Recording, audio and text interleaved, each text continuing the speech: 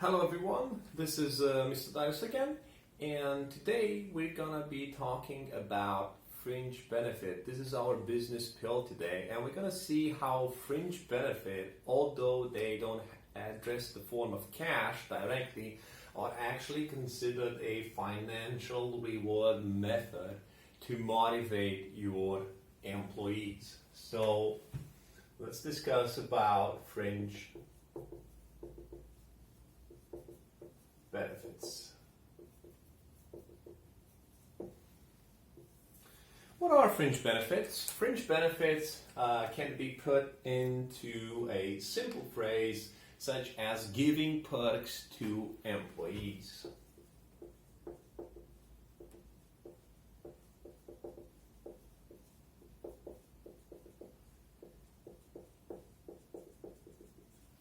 And now that we define this through this key phrase, they are a non-cash, so this is really important, they are a non-cash, they are a non-cash form of reward that is given to employees, but which does have an economic or financial value, aka it's a cost. Okay? So you're not handing in directly to your employees cash as a reward, but they do have a cost, they do have a financial value, they do have an economic value. Now these financial reward system comes tightly linked as a side dish towards a basic salary, either to a salary or a wage. Yeah. Okay. And I would label these fringe benefits of being two different types that we can have over here. So when we talk about fringe benefits, we can talk about the first category, which is tools that enable you to perform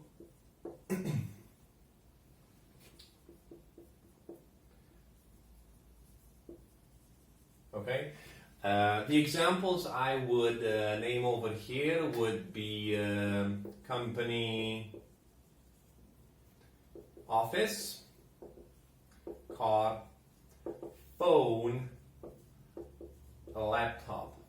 Okay, and of course you would tend to say, looking at these, oh, but every company should provide the tools is a result of the tools of work. It's a result of the contract of employment. So they should put at the employer's disposal these tools if the company expects the employee to perform. Of course, we can talk about fringe benefits even when discussing about these general tools that enable you to perform. But what makes it much closer to being a fringe benefit is that you also get to say over here which phone, which laptop, which kind of car. So they tend to be the latest, top notch, and the one you wanted as an employee, and that just gives you the feeling that it's actually a fringe benefit that was considerably penciled in a way that it's much more suitable for you. And the second category of fringe benefits that I would like to discuss about is the ones that motivate and keep employees loyal on the long run.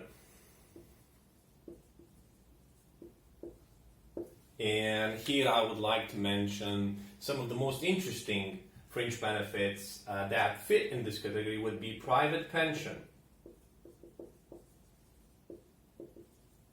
private health care,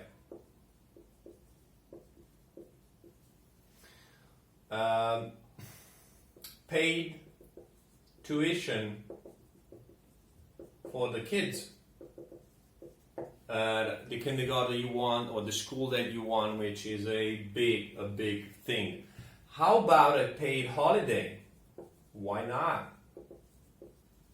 Okay, then we can even discuss about a company loan. Banks do this amazingly. So if a regular client pays an average of 10% interest rate for a loan he or she would take to buy a house or an apartment, if you're an employee of that bank, you could benefit of a special interest rate of just 1%. So that's 10 times less than actually a regular client would pay. So you cannot ignore that fringe benefit that you have that in front of you as an employee of that bank. And let's take a classic one that it's easy to remember. It would also be a gym membership.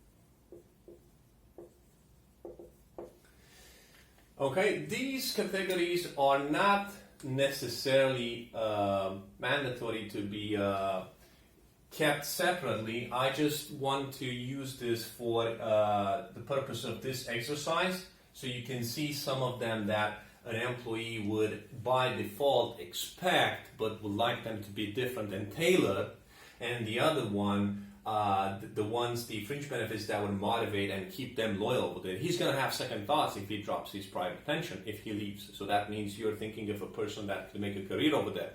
You know, children will tend to spend from 6 years to 18 years time in private schools. If they join on that, on that path, then he's going to think that perhaps for the next 12 to 13 years, I'm going to be sticking to this company because it offers this fringe benefit of paid tuition. And why not? I want to take a mortgage, and I want to buy the house that I want. And why not think even seriously about sticking with this company because they provide this company loan, and so on and so forth. So let's discuss now about the advantages and disadvantages that such a financial reward system drag in as a result of its implementation. The advantage is a huge advantage, and this is especially for the company, that it helps attract and retain talent. And it's usually top talent. Yeah?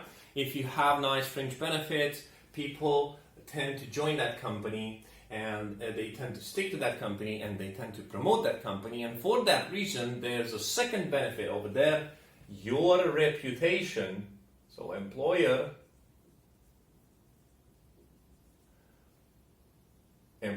branding, reputation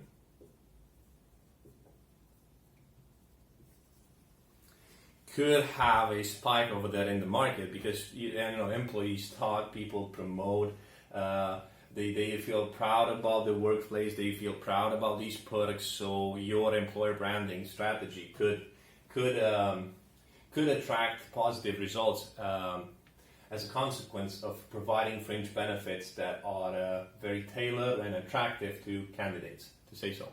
And with the right tools, it can create the environment that will allow employees to achieve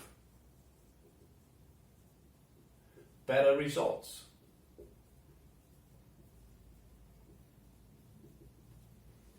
It can be a foundation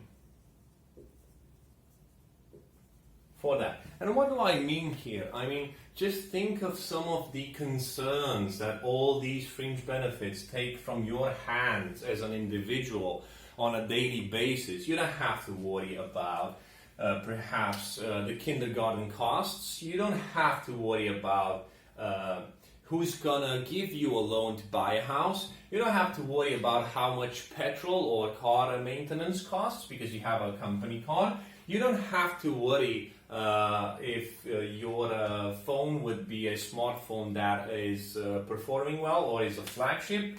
You don't have to worry of buying a laptop in order to be productive and do your job. And all these tend to simplify your life and allow you to focus much better on what you have to do as a professional and what kind of KPIs you need to touch, and this could be the foundation that will help you achieve better results.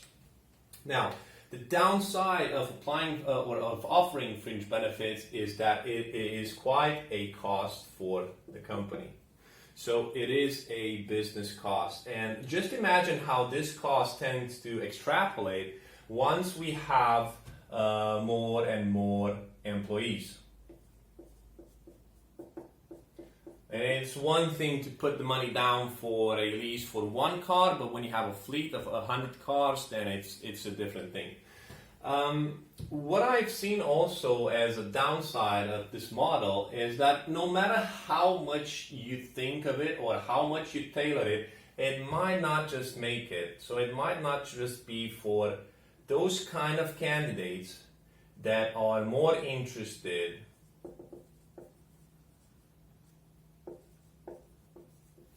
They're more interested in a higher salary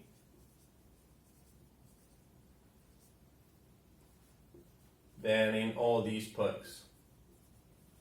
If the salary is all that matters to them, or it's what makes them tick, it's what makes them motivated, then just thinking and throwing these perks out there in addition might not make a difference for those kind of persons. And last but not least, it does imply more admin work.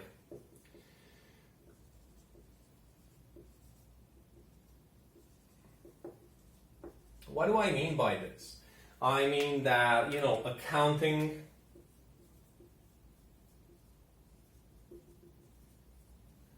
and HR work. Accounting, because there's special laws and there's special taxes, and have to put the money for the taxes also besides just paying these suppliers for these benefits.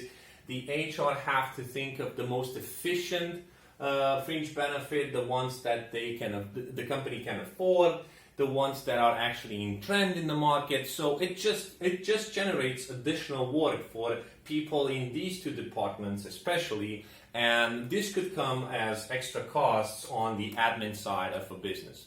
But overall, regarding fringe benefits, it's a very popular way to actually reward employees without giving them directly cash or putting money in their hand. It increases significantly your chances of attracting proper talent and retaining over that, as long as the combination of what you offer as a fringe benefit is attractive for that candidate. It could come at a heavy cost, and do not forget that the costs tend to extrapolate the more you intend to increase your staff or hire more people or attract new talent.